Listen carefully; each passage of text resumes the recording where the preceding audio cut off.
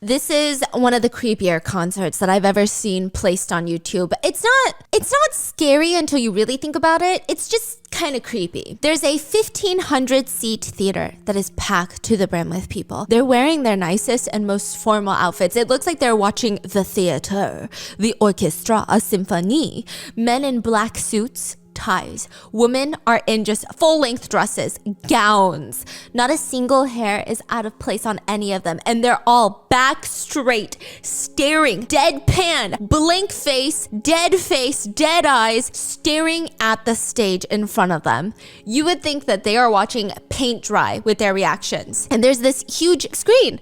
Fruit is flying across the screen. Are you opening a snack very quietly right now? You think that I cannot hear you very quietly opening your snack? No, this concert, they have this giant screen, a flat screen in the front, and it's just fruit flying around. It reminds me of those baby sensory videos that Sophie used to watch. You know, the ones where the blueberries, the corn, they have cute little blushing faces and they float around to upbeat music. It's like Fruit Ninja, but for babies. That's what it looks like. That's what the screen is giving.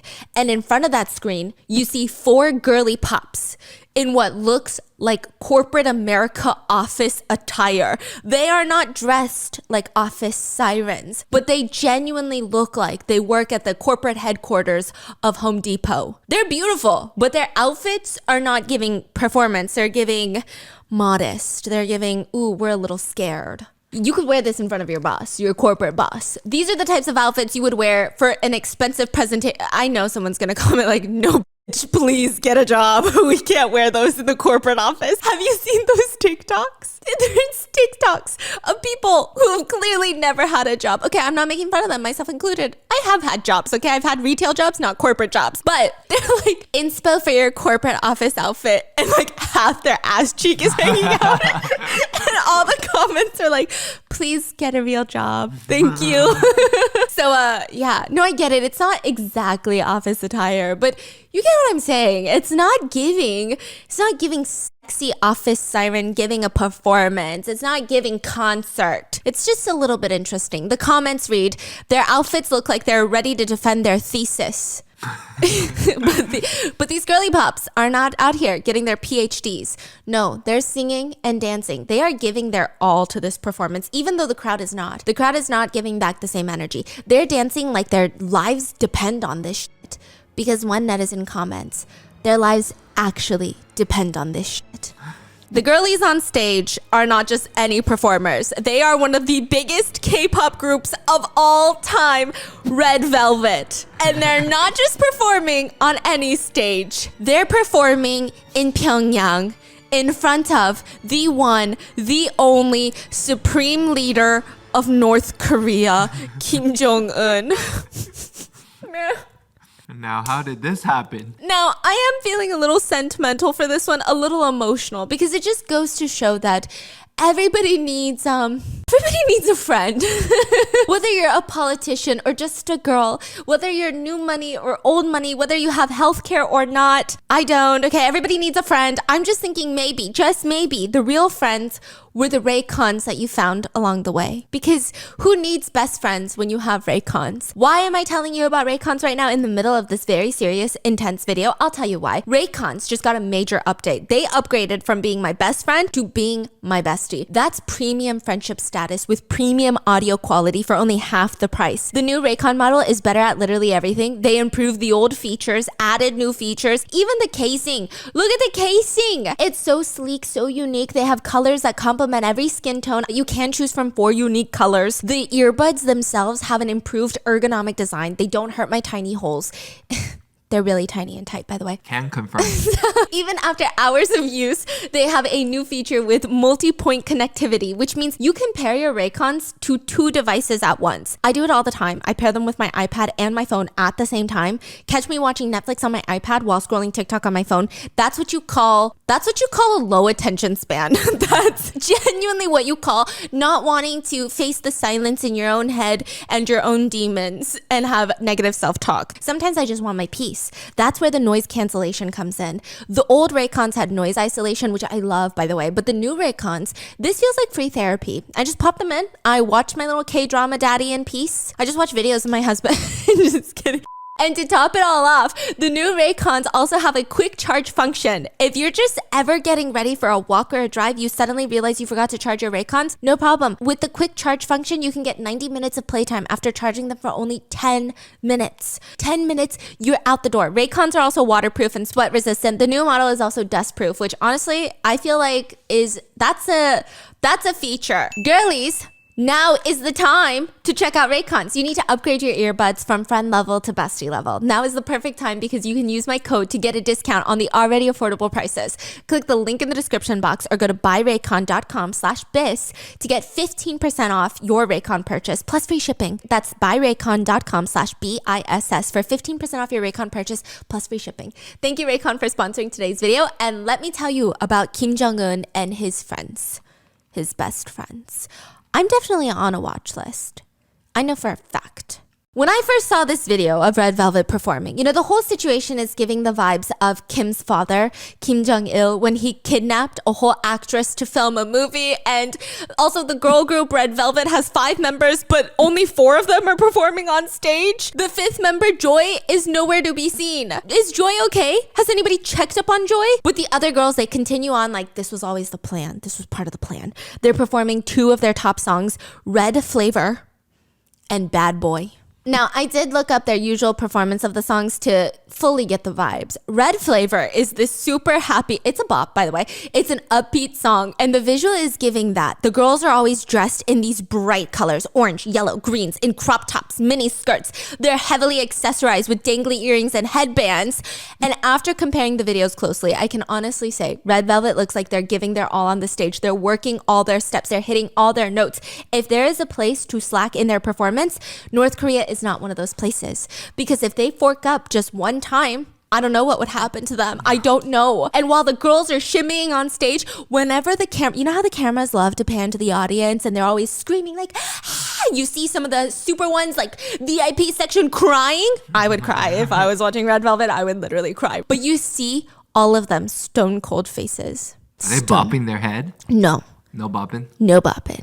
Nothing. Just staring. They're not trying to risk their lives. How many people is in the audience? 1,500. Not right. a single one is clapping. Not a single one is humming. Not a single one is bopping, because they can't risk their lives like that. If they've heard this song before, no, they haven't. Because South Korean music is banned in North Korea. So, you know this song? No, you don't. No, you fucking don't. Don't you even whisper the lyrics in your head. Who are these girls? Don't know them. Who are these girls, truly? And them and their families could be sent to a labor camp if they even look like they know the rhythm of the song. They should act like this is a weird beat. I've never heard beats like this, but I wouldn't even know how to move to this. This is my first time. One comment on the video reads, "This is the reaction me and my cousins get when we perform our self-choreographed K-pop dances for our grandparents at the family reunion." which is bringing me back a lot of memories. But also, did your parents make you perform?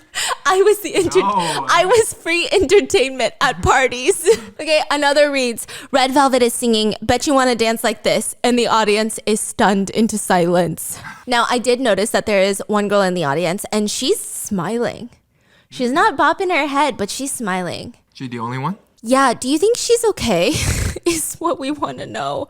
No, people in the comments are genuinely concerned for her. But maybe she's important, right? She's got to be important. If she's got a close up on the camera and everything, I feel like she's got to be somebody important. And from a different angle, you see what the girls are seeing in the audience. Just pitch blackness with no light sticks, no movements, not a single smile in sight. It's basically a black ocean, but not because they suck or that these are anti-fans. They're literally just, everybody's terrified for their lives right now. Both sides. What about Kim Jong-un? Oh, it seems like he's having a good time. There's not many close-ups of him at all. But apparently, allegedly, he a fan of Red Velvet. We're gonna get there, okay? But which side note, I did see a TikTok recently talking about concerts in Japan. And I heard a lot of artists, even K-pop artists, but American artists, they said they're always startled when they go to Japan because the entire stadium will be packed and nobody is screaming unless it's appropriate. So you feel like they fucking hate you, but that's actually how they show respect because they want to hear your vocals. There's no singing or screaming. Everybody sits down and enjoys the show. I would cry, which is completely different here in the US. I feel like we're crying, throwing up because we're so excited to be there. Like it's essentially a mini party for everyone. I would say South Korea is somewhere in the middle. So that's what Red Velvet is used to. And I'm sure they've had international tours.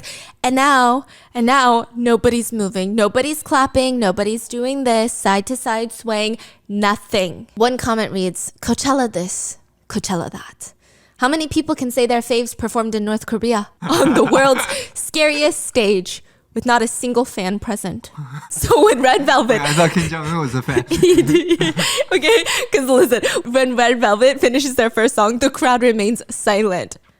Okay, they clap a little. Just kidding, okay? They do clap a little. And the girls take a moment to say hi to the crowd. And the 4 girls are standing in a line on stage. And Irene, I love Irene, she picks up her microphone and she speaks to the people of North Korea. And it feels like I don't know how she handled this so well, but she could barely breathe. Because she just danced her heart out and she sang live vocals. And she says, it's an honor to see Red Velvet at the Pyongyang concert. First of all, you may all be unfamiliar with the charm of Red Velvet. Red of Red Velvet is a combination of intense red, and velvet of Red Velvet is a combination of softness. It means that Red Velvet will show you a variety of songs and dances. Sorry, I'm out of breath. Just one moment, please. And the crowd starts clapping really loudly. 오늘 감사합니다. This is the only time the crowd reacts to the girl group is when Irene is out of breath and trying to catch her breath. I don't know if it's because they find Irene cute, but one of the netizens comments, Red Velvet dances like queens. Audience, that's all right. Irene breathes. Audience, wow. She's so cute. And they just start clapping. And Maybe some they people... are like, it's relatable. They're like, oh, you're out of breath? Same. I can't breathe either. No, some people say that Kim Jong-un allegedly might have started the clapping. And you only clap when the supreme leader be clapping. And allegedly, Irene is his bias. So Irene catches her breath and continues with her speech. Today, thank you. Starting with this stage today, I hope I have more opportunities to meet with you, and it's an honor to be able to stand on this stage and sing our songs. There are more wonderful performances waiting for you after this. I hope you guys have a good time today, and thank you. And they bow. Now, just by the applause from that speech alone, I do feel like she is Kim Jong-un's bias because everyone says he's supposedly a huge, huge fan of Red Velvet. Wait, for North Korea, the Korean language dialogue, is it like a different accent or is it almost the same? Do you know that? I think there's a different accent and I think some words are different. But I don't think it's so different where you cannot understand from what I know. Actually, a lot of people I know, their families were technically geographically in North Korea before the war broke out. So it doesn't seem like there's that big of a difference in the dialect. Right, so just a couple generations ago, right? Yeah. Now, some people said Kim Jong-un is an ajashi fan. Oh, yeah. And someone commented that, those are not my words, Supreme Leader. Please don't come for me. But ajashi fans are kind of controversial. They're basically middle-aged men who stan K-pop idols. But sometimes it's controversial because it's kind of gross, you know? Like, for one, these uncle fans are getting older and the K-pop girlies are only getting younger. Some are just pervy and they count the minutes until their biases turn 18 and they have photo cards. I love photo cards, but if I'm a 50-year-old man, I don't think I should be having a photo card. Some netizens say that uncle fans are usually rich and have dreams of becoming sugar daddies for these K-pop idols. Most people argue that ajashi fans have underlying sexual desires for these young girls, so obviously it's skeptical to say the least. Some people just say ajashi fans could also just have a lot of country pride these days. I don't know. But some, they just be proudly repping that ajashi fan title. They just love K-pop and they just be vibing. And I'm sure the Supreme Leader is doing that, right? I mean, I could see him in a crowd with a light stick, singing their fan chant. Like born to be a girly pop, forced to be a dictator, allegedly a dictator.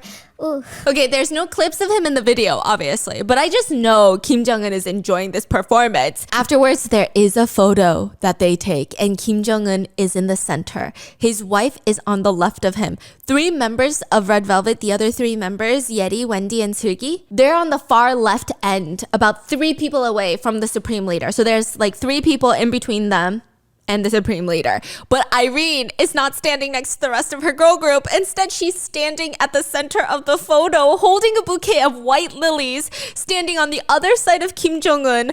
But of course, she's smiling for her life because, her life depends on it, but she's trying to lean as far away from Kim Jong-un as possible. Her body is practically bent at a 90-degree angle to one side. She's like, okay, that's what she's doing. Kim just looks dead at the camera. It seems like Irene is his bias. Later, she does come out in an interview to clarify everything. And she says, no, I didn't even know a picture was being taken. It just happened so suddenly. And I was talking to some people on the other side of me. And he just happened to be there. I didn't even know I was standing next to him. Yeah, which I kind of agree with. However, I think he tried to stand next to her is my suspicion, He's like, let me just waddle over there. Hurry, take a picture of me and my bias. You know what I mean? That's the vibe it's giving. Everyone is commenting. Doesn't look like there'll be any more war as long as Irene is here in South Korea. Oh my gosh. Another says, will we all be reunified thanks to Irene? These are some dark jokes, y'all. But many netizens would say, wow, I can't believe Irene just broke Kim Jong-un's heart like that, confirming she didn't even know she was standing next to him. Yeah, most netizens were just very grateful that Red Velvet was not kidnapped by Kim Jong-un. So I don't know. The bar seems very low for this one.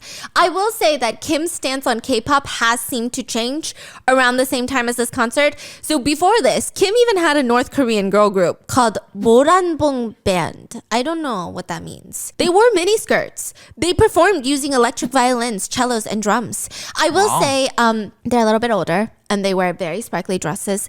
If I had to pinpoint exactly the vibe that this K-pop group gives me, or the North Korean group gives me, it's when your aunties perform at a Chinese wedding. What? It's the vibe. They're so good at singing, though. My aunt? No, the group. The lyrics, though, they go wild. They're really hardcore lyrics. Are you ready? Let's study for our country. Let's study for our future. We will make our land shine. Yeah. Comments read, meanwhile in South Korea, You got me feeling like a psycho. And then North Korea, let's study for our country. Ooh, yeah. Me, I like K-pop. my parents, look at this cool K-pop song. No, okay. South Korea, Let's kill this love. North Korea, let's study.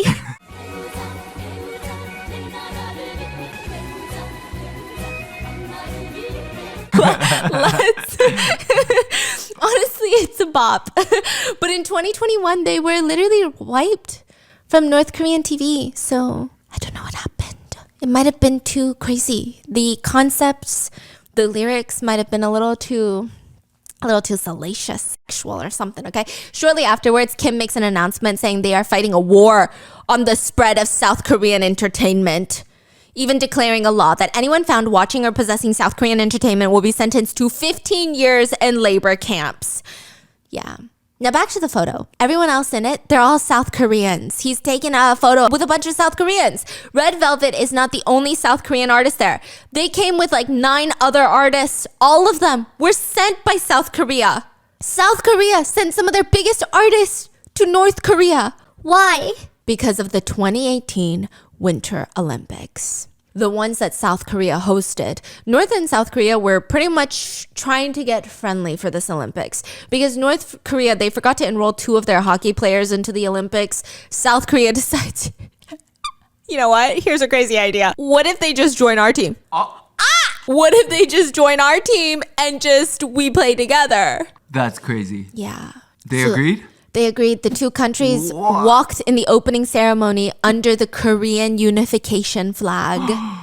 Oh, wow. Just like that, world peace. Not at all. Not at all. But you get what I'm saying. No, but I do think that both sides were trying to work their way towards peace. And it's such a big step for both countries that show their trust, you know, and the performers were there to show their appreciation. North Korean sent their Samjian orchestra to perform at the Olympics.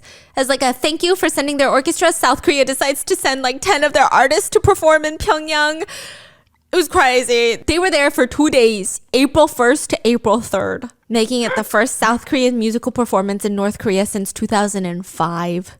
The lineup is crazy, by the way. I mean, these are huge names. All of these artists, they represent South Korea's musical culture, but people just had so many questions. Like, why was Red Velvet specifically chosen to go to North Korea? It's actually unknown why any of these artists were specifically chosen. It's not even revealed why Red Velvet was chosen out of all the girl groups. This is not someone being like, why Red Velvet? It should have been somebody else. They're just wondering, it feels random. That's why people came up with the conclusion that Kim Jong-un must be a fan. More than why, I'm curious, like, did they have an option to say no? like, is it like a volunteer system or is it a mandatory system? You know what I mean? I don't think it was voluntarily done because a representative from South Korea was apparently in charge of preparing the performance, and he said, what I thought at the time was that a girl group representing South Korea should perform in Pyongyang, show something new, and show that we are good at this. Red Velvet was the only group that I knew the name of, and the band name is Red Velvet, and the song they sing was also Red Flavor, so that left an impression on me. So I said to the person preparing to recruit, I really want to cast Red Velvet. Please look into them.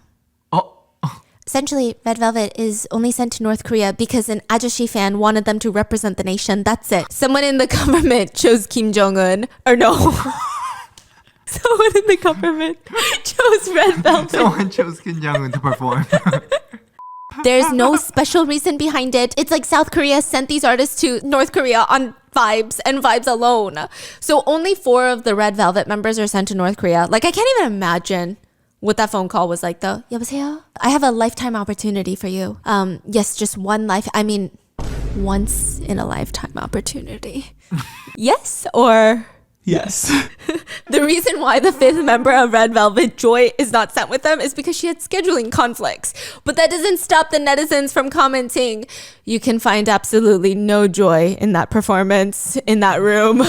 But at the end of the concert, all the South Korean artists come together on stage. They stand in a line of 17 people and they start a group performance.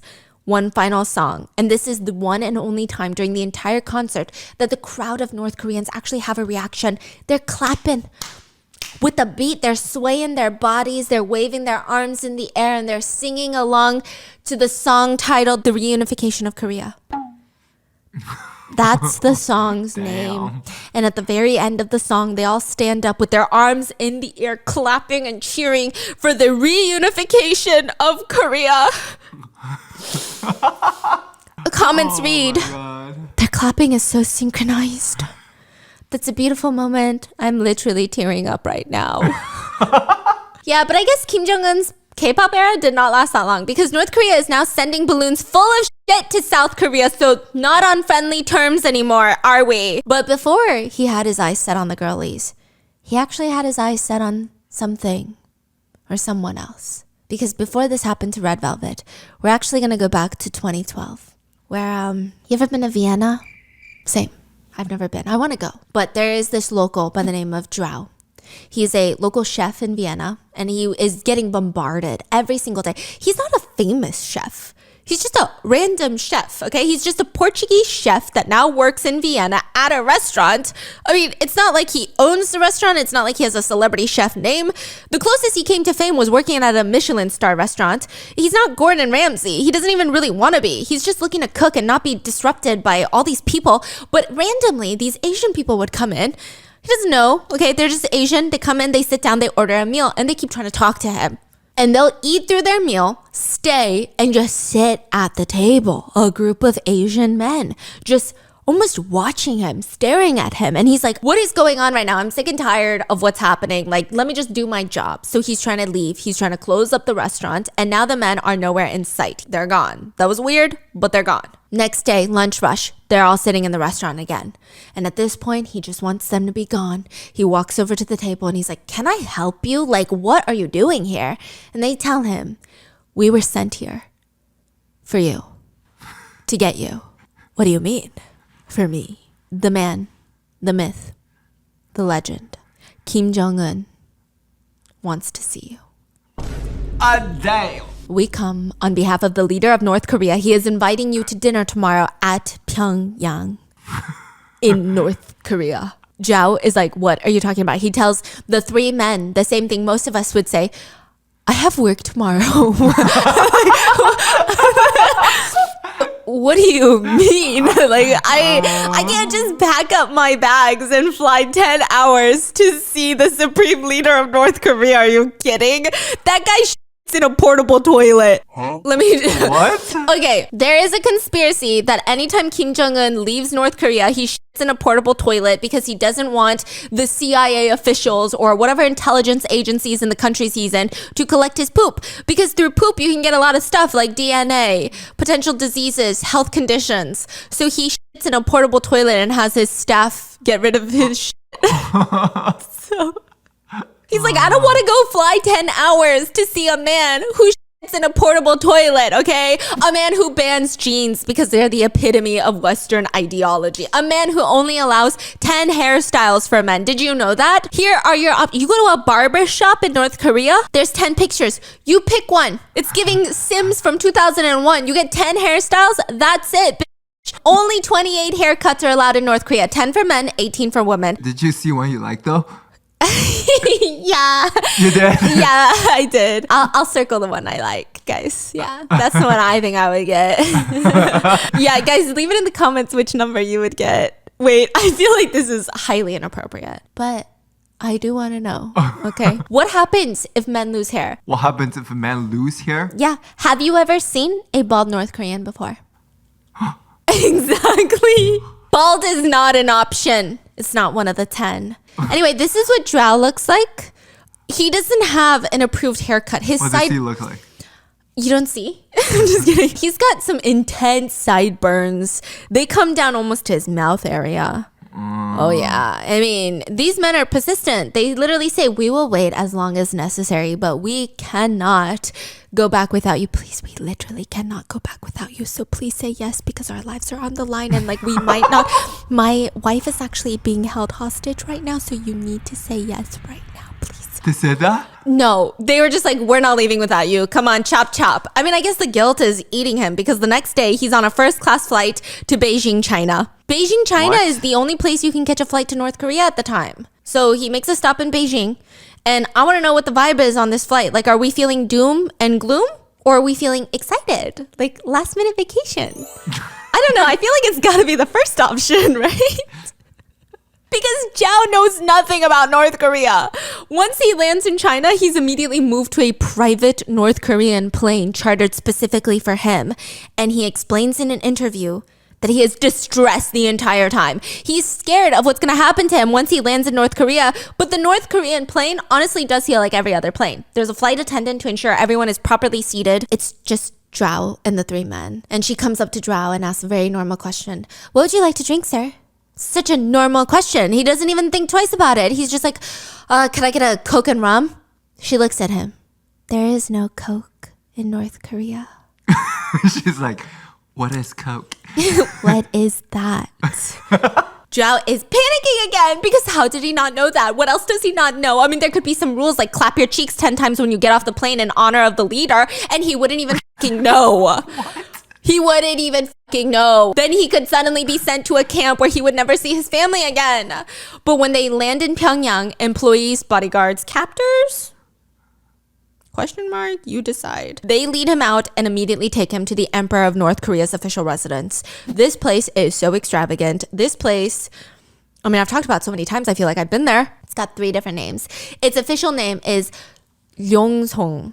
But the second name is residence number 55. I don't know. Okay, now I don't know if this is because it's Kim's 55th house or it's like a street address or he got it for his, I don't know how old he is, for his 55th birthday. I don't know. But the third is allegedly what the Pyongyang locals call it, the Central Luxury Mansion. This house is built to withstand nuclear war. The area surrounding it has an electric fence, security checkpoints, and minefields to ward off any intruders.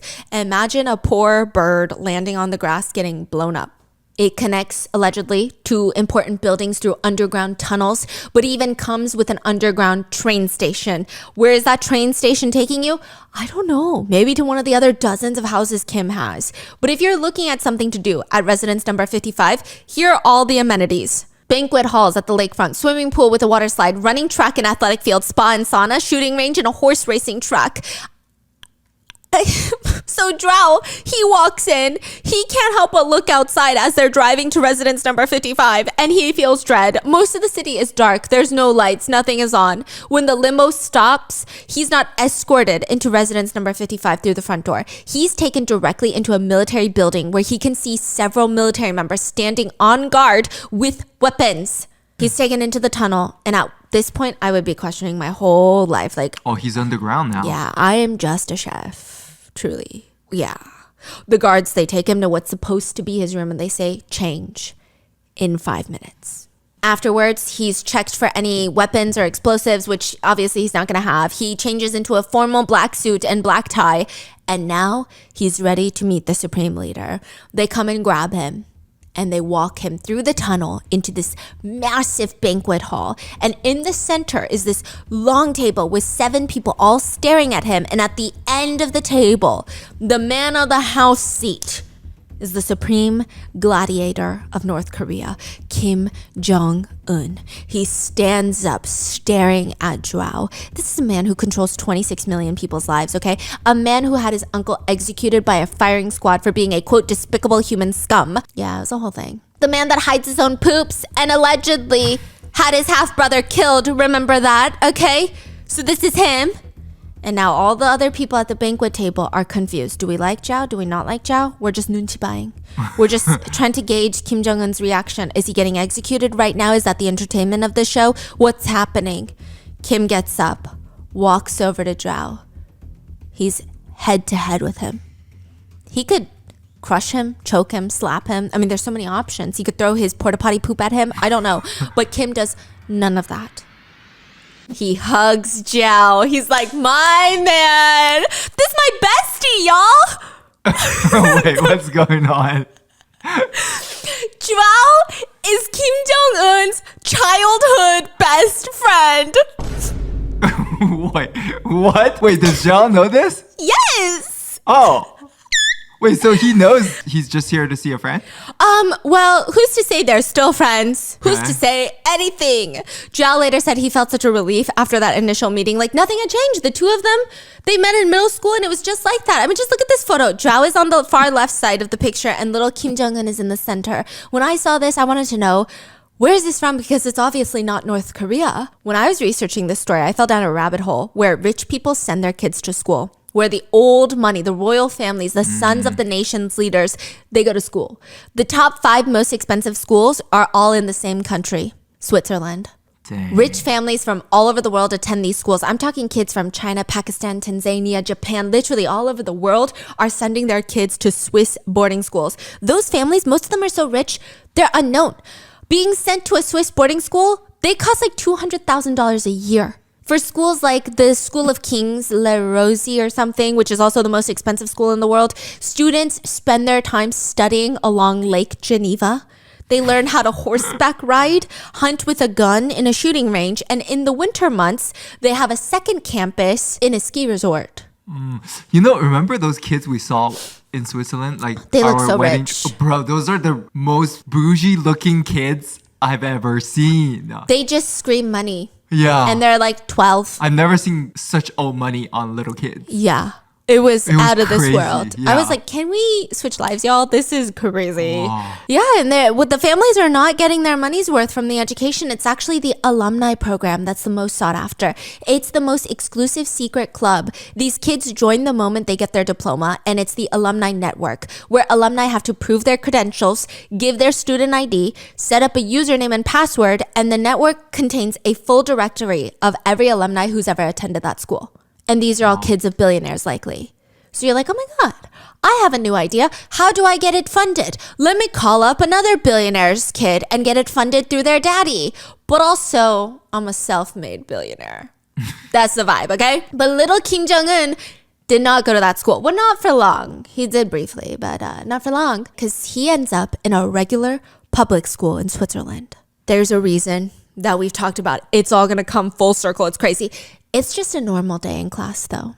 Joao was 12 at the time. The teacher hasn't started class yet. Kids are all talking, and the door to the class slams open, and the first thing Joao sees are a pair of brand new Air Jordans that cost $200. Like, this is not a private school. This is not a boarding school. This is a public school. New Jordans are a rare thing to see in this school. He's amazed. He looks up and sees this full set of a Nike tracksuit.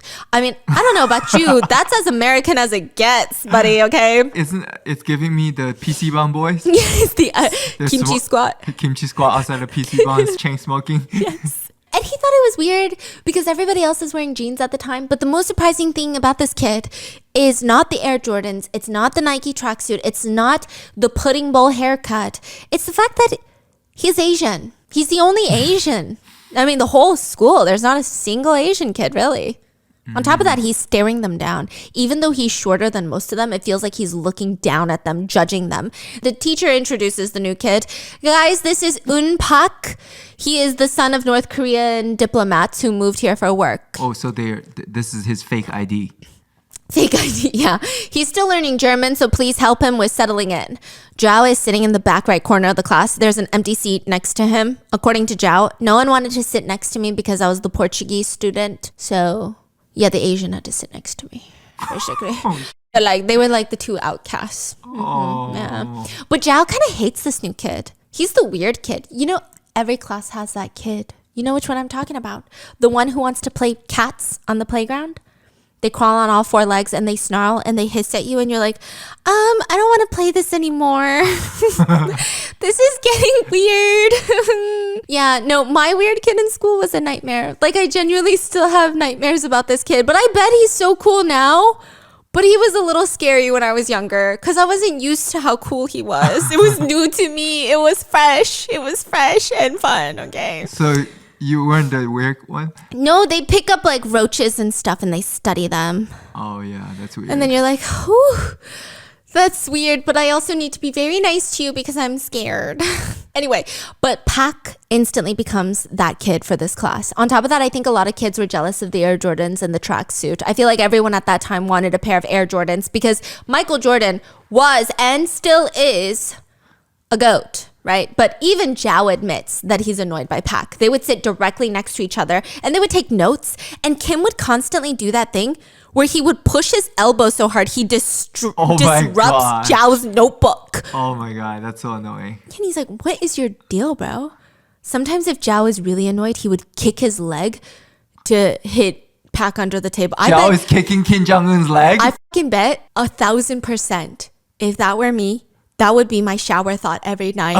I'd be like, am I still safe? I know it's been 30 years. However, do I live another day? Yeah, exactly. I would be doing the dishes and that would be my intrusive thought. According to Zhao, the two of them are in the class for the academically weaker students because Zhao is bad at math, Pak because he doesn't know German, and they would just get angry because frustrated, they don't understand. Zhao does say that Pak is very smart. He just doesn't know German. So he knows all the answers to the questions. He just gets frustrated because he doesn't know how to say it in German. And I guess Zhao kind of understands the feeling because both of them start working together. Pak would help Zhao with his math and Zhao would teach Pak German. Yeah, and the two would go onto each other's houses and do homework together. And this instantly moves to the two of them playing basketball together every day. I guess basketball is like a universal language.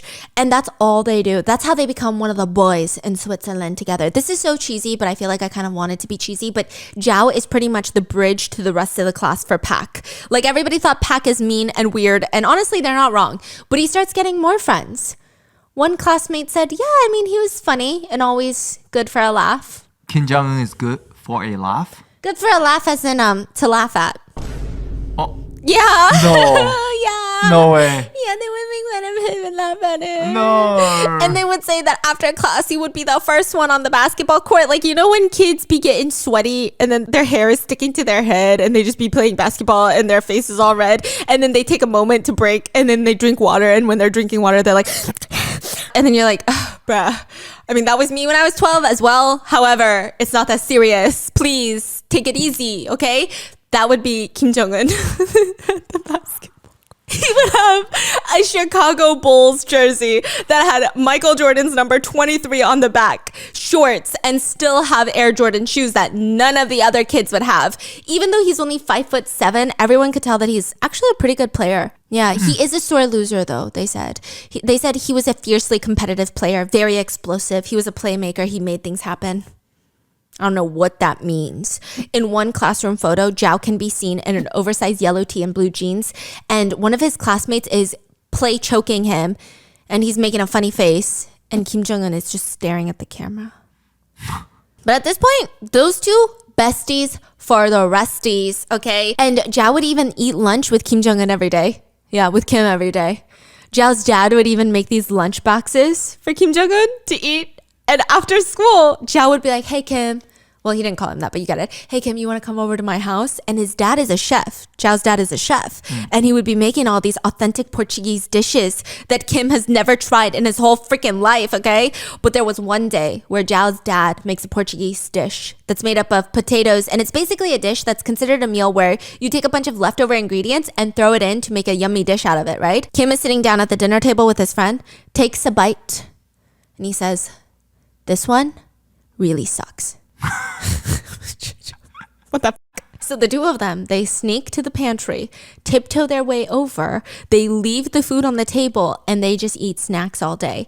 When Zhao's dad comes to the dining room later and he finds that all of his food is untouched and there's empty packets of cookies on the ground and the two boys are now playing games trying to not look at him, he starts scolding them. He starts yelling at both of them. He's like, and you come over to my house, I work on this meal, look at all the vegetables I put in this meal, and you don't eat it? He's yelling at Kim Jong-un. Wow. At one point, Kim Jong-un invites Zhao to come to his house too. Now, for Zhao, going to Kim's house was an experience. Not because he knows anything about him. He thinks he's a diplomat's son. But he f***ing loaded.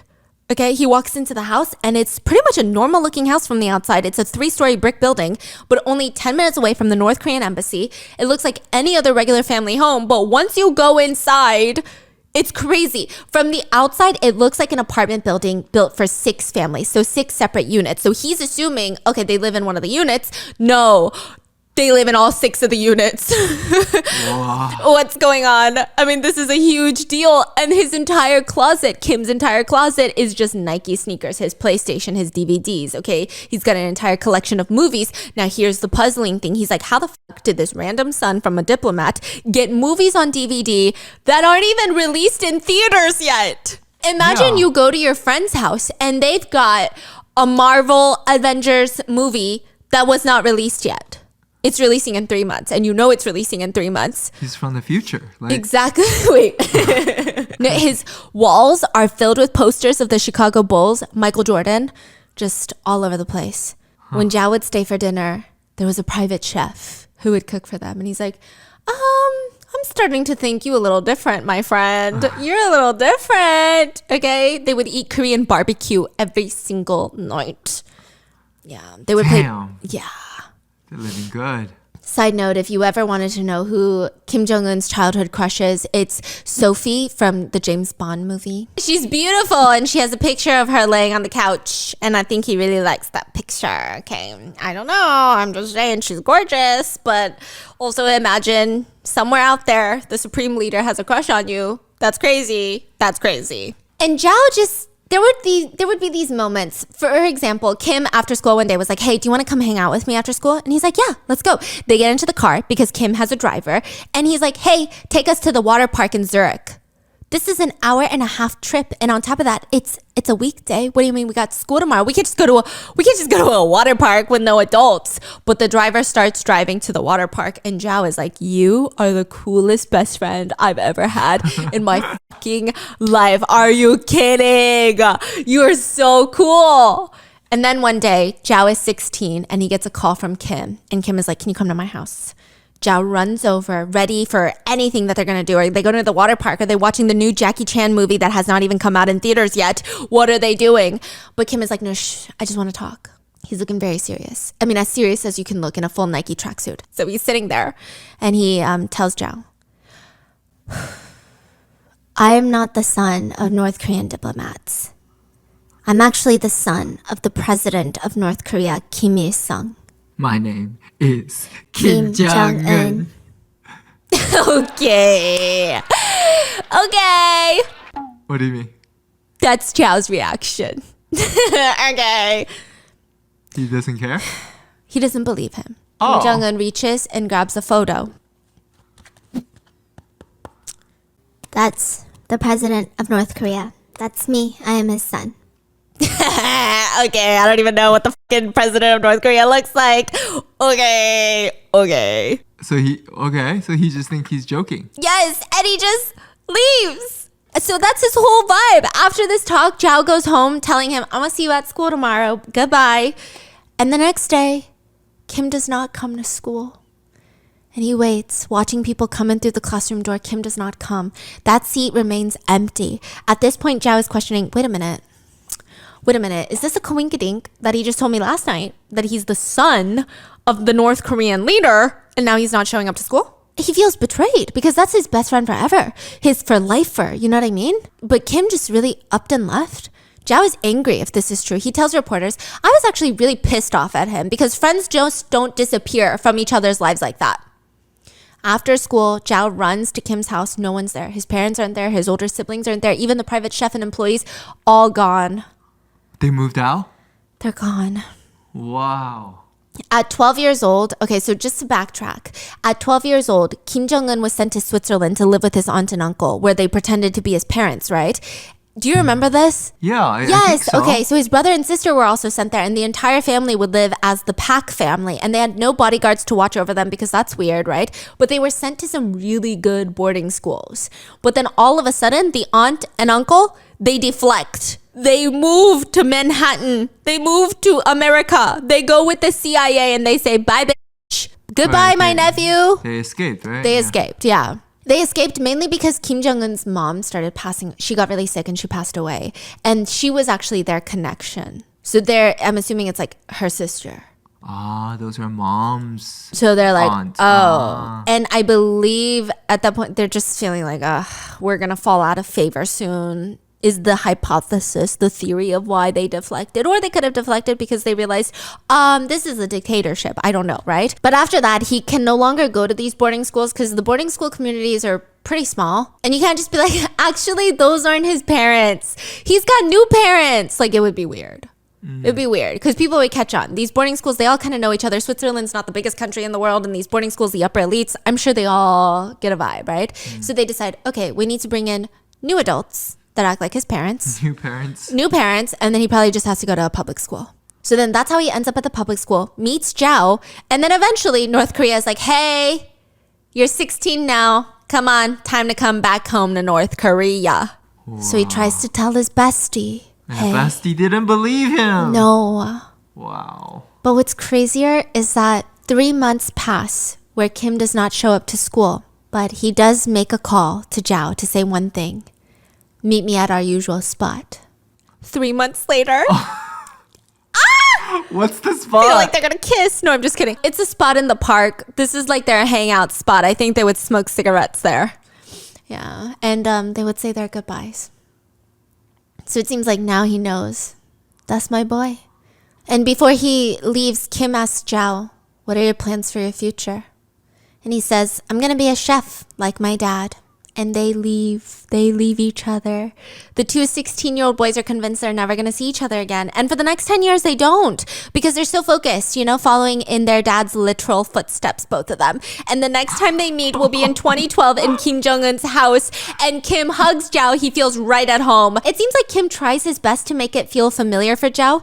Kim has some of his family members there, his fake parents. So they're alive. The Switzerland parents? Oh, yeah. Wow. It's like a little family reunion, it feels like. The entire evening, the two are joking. Kim tells Zhao, you're getting fatter. And Zhao, with no hesitation, no fear, so are you. And everyone's frozen. Damn. They talk about sports. Zhao brings up how Portugal, Zhao's home country, beat North Korea in the South African World Cup for soccer. Kim makes a face. He actually looks like he's going to be homicidal at that. Zhao doubts himself for a second. And he's like, wait. I was just kidding. I was just kidding. It's not that serious. So we're not even that good at soccer. We got lucky. It's all about luck. We're not that great. Yeah, he was very nervous. Okay. Now, the feast they have is huge. They've got traditional Korean dishes. It's just so much going on. And after dinner, Kim is like, okay, well, come back as soon as possible. He flew to North Korea for one dinner, basically. He did go and sightsee afterwards without Kim. He had tour guides showing him around North Korea, and people were trying to take pictures with him. Yeah, like the locals. The story of their friendship had spread far and wide. The story of their friendship. Whoa. And then before he leaves, they play a round of basketball. Yeah, it's kind of fascinating. The whole visual of them speaking German in North Korea, playing basketball while Zhao is wearing a pair of blue jeans. They play for like an hour and it feels like back in Switzerland. They feel like kids again. And Zhao laughs, and at the end of the game, he says, I let you win because you're the president of this country. And Kim's face drops, and he drops the ball to the ground. And it just bounces quietly and echoes like bounce, bounce, bounce. And then he starts laughing. And He's like, do I? Nah. He's like, do I? Oh, these intrusive thoughts are crazy. Nah. Not today, intrusive thoughts. This is my bestie. Come on. That's crazy. I'm so scared, okay? I don't know how Zhao does it. I would need to in a portable potty all day there. The trip is definitely more of a vacation for Zhao. But after another visit, Zhao is dropped from the bestie list because Kim Jong-un develops a new bestie, Dennis Rodman, Oh, is he? the basketball player who played for the Chicago Bulls. Yeah. Yes, Yeah, that's the one. I act like I know anything about basketball. I only know because of my North Korea research, honestly. I don't know anything about basketball. So this is not a dig at Dennis Rodman. It's a dig at me. He is a man who is in the Basketball Hall of Fame. He's like known as a really great player. He has a whole legacy, and he is ready to visit a new foreign country. Now, his post-NBA life, his agent signs him up for these exhibition games where you go to different countries and you start playing with their players. It's just fun. Like you teach, you coach, you have fun. It's just like a good time, right? And so this time the agent is like, hey, you want to go to Korea? He's like, yeah, I want to go to Korea. He's probably think about the 7-Eleven mukbangs. You know what I mean? Wait. Fast-paced, high-tech society, K-pop, Red Velvet, let's go! No way. He was looking forward to his trip in Korea. Yeah. And then he lands. Did they really say Korea? Korea. Okay. He lands, and he goes, wait a fucking minute. Y'all sent me to North Korea? Okay, to be fair, I do think they clarified, but this was like during a time where the world politics was not as integrated into the news. So he was like, North Korea and South Korea are pretty much the same thing, right? It's like North Carolina, South Carolina. He's like, let's go. Who cares if it's North Carolina or North Dakota? He gets to North Korea, and they roll out a red carpet for him. And he gets down and he meets Kim Jong-un. So apparently Dennis Rodman was actually not his first pick. He wanted Michael Jordan to come. And Michael Jordan said, North Korea? Nah. Then he said, what about Scottie Pippen? He said, North Korea. And then Dennis Rodman was like, oh yeah, for sure, Korea. So he ends up going to North Korea, and they're just playing rounds of basketball. He liked it. Dennis Rodman said it was kind of fun. He didn't even know who Kim Jong-un was. He just said that he was walked into this huge banquet hall, and there was this short guy.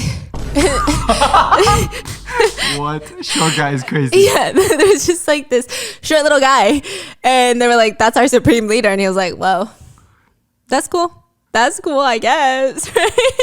And he said that people's reactions to this short little guy were weird. Some people in the room, when the short little guy walked in, they were crying, just tears streaming down their face, happy, scared. Every single one of them looked like they were having a mental breakdown. And he's like, what's the fucking problem? It's just a short little guy. We don't have to get that riled up about the short king. Come on. Yeah. This little short guy, he said. And he just is like a full foot shorter than Dennis Rodman. Yeah, and then the short little guy is like, so how do you like our country? And Dennis Rodman responds, it's cool. It's cool. It's cool. It's cool. Yeah, and he's just having a conversation with the short little king. Yeah, and he said, Dennis, one day I'd love to come to America. Would you take me? And he's like, I feel like this is a trick question now. I don't know about this one. And then they have a basketball game in front of them and it ends up in a tie. 110 to 110. I didn't even know scores could go up to 100 in basketball. They were playing the North. What do you mean? I don't know. Okay, I feel like they're scoring 110 hoops. Is it 3-pointers? Got it. No, I literally didn't know. Anyway, 110 to 110, a tie between the North Korean basketball team and an American basketball team that was flown in to play North Korea. I'm assuming that the American basketball team is not like your NBA players. You know, maybe it's like, I don't know. Yeah. Sports people, help me. Sports people, yes. Sports people. They're like just sports people that are flown in. They played the North Korean team. I don't know if ties are really rare in basketball, but it seemed crazy that they tied. And you know what this energy gives me? This energy gives me, I actually saw a game between Americans and North Koreans in North Korea. Tell me why the Americans look like they're not trying. Tell me why they're just they're putting, you know how you have to block a shot and you got to put your arms in the air like you just don't care? Yeah, well, they're kind of doing it just in front of their face. Yeah, that's what you're supposed to do, like wave in their face. No, in front of their own faces, basically. Oh, in their own face? Yes. Oh, that's weird. It's really weird. They're not even running, because last time I saw snippets of a basketball game, you hear like squeak, squeak, squeak, squeak, squeak of the shoes, and they're running. They're running across the court. They're not. They're just kind of standing around, like waving. Like Americans are not trying. No. And then the North Koreans will win. And then the Americans are like, gosh darn it. Let's try again tomorrow if we're alive. I imagine, like, with the passion that Kim Jong-un has for basketball, to be a basketball player in the North country, Korea? it's like, it could be a very good job or a very bad job. Very bad job. That kind of pressure could kill you, literally. Yeah, or he's a fan. He's like, whoa, You think? you're good. You don't think he watches the American games and he looks at them and he's like, You Stephen Curry? Man, we got this one at home. Who's better? we got this one at home. Anyway, at the end of their first meeting, you know what Kim Jong-un tells Dennis Rodman? If you can, Dennis, I don't want to do war. I don't want war. Dennis. If you what? If you what? If you can, Dennis. If you can? Yeah, What do you mean? What is he gonna do? exactly. I don't want to do war. I don't want war. That's it? That's it. And Dennis Rodman is like, yeah, me too, bestie. What the fuck? I feel like you got way more control over that than I do. Okay? So I should be telling you that. He goes home. CIA immediately is like, Dennis Rodman, get your ass in here. Get your ass in the interrogation room. So I don't know if they're required to tell government officials everything. I would feel like telling anyone anything Kim Jong-un holds confidential would be like a death wish, because this man is so private. Like we don't even know his birth year. There's only speculations. Is it 1982, 1983, 1984? We don't know. Anyway, we don't even know his birthday. It's that crazy. So I guess he doesn't say anything that revealing because he gets invited back. Side note, Dennis Rodman did do a Kevin Hart interview where he said he only uses a flip phone. Yeah, and then he also states that his phone has been tapped ever since he went to North Korea. Dennis Rodman's phone? And we never got clarification. Is it tapped by Kim Jong-un or the CIA? Or both? We don't know. Yeah, but Kevin Hart was like, okay, bye. Leave. Take your phone with you. Goodbye.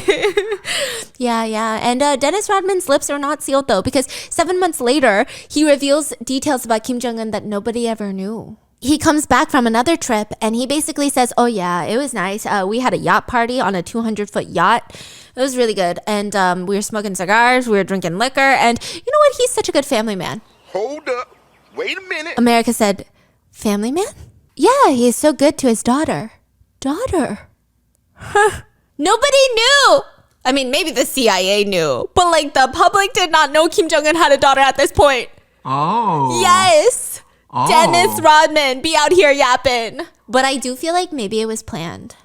What do you mean? Like Kim Jong-un, I feel like he would not let Dennis Rodman see his daughter, unless no. Unless he wants the information out there, right? Yeah. Yeah. I think I've seen the daughter, no, in public. Oh, she's super public now. She goes to Right. all the nuclear bomb tests with him. Right. Isn't she supposedly the next one in line? Some people speculate that he's using her as a distraction. Oh, he has a secret Son. That's crazy. I can see that too. Yeah. Her name is like Chua or something. Chue. Yeah. The daughter? Yeah. Yeah, he said he's a good dad and has a beautiful family.